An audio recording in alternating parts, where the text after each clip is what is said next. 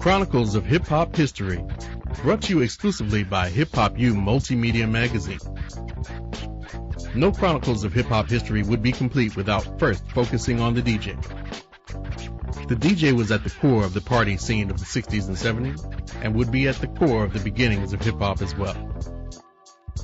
One of the most earliest and influential DJs of the time was Grandmaster Flowers of Brooklyn, New York.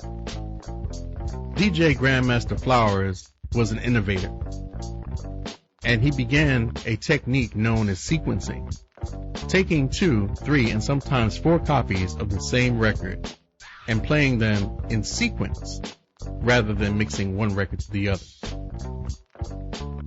This sequencing technique became very popular in clubs and discotheques throughout the area and influenced many DJs as well. DJ Grandmaster Flowers once opened up for a show at Yankee Stadium in 1969 for the famous James Brown. One of the DJs that Grandmaster Flowers influenced was a young DJ by the name of DJ Kool Herc out of the Soundview section of the Bronx.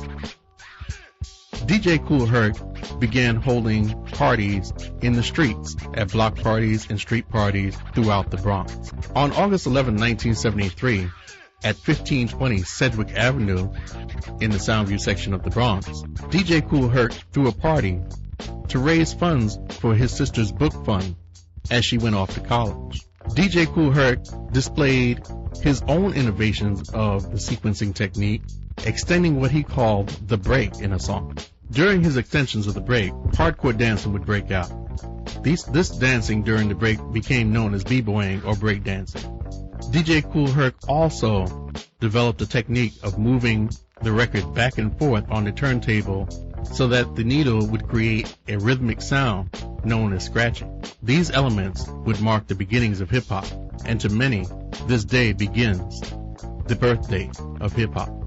The spark would travel, as many who attended the party were members of various gangs throughout the Bronx, such as the Savage Skulls, the Glory Stompers, the Blue Diamonds, the Black Cats, and the Black Spades. The gangs were known for terrorizing the discotheques at the time, so word spread quickly of this new technique that did not yet have a name, but gained great fame.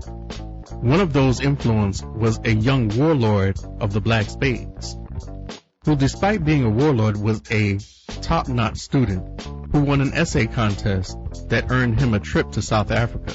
This young warlord, known for spreading the territory of the Black Spades, came back with a renewed vision and formed what he first called the organization and later called the Universal Zulu Nation.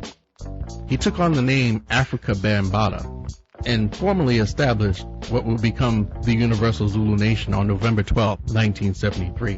Afrika Bambaataa would take the elements that he learned from DJ Kool Herc and other DJs such as Kool DJ D, also from the Bronx, New York, and knowledge that he gained from his trip to South Africa from the Zulu people, and would organize gang members into this organization that was now centered among peace.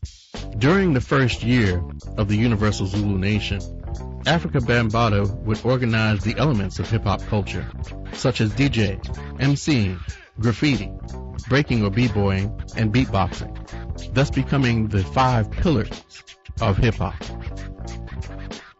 The official date for the birth of hip-hop, according to the Zulu Nation, is November 12, 1974.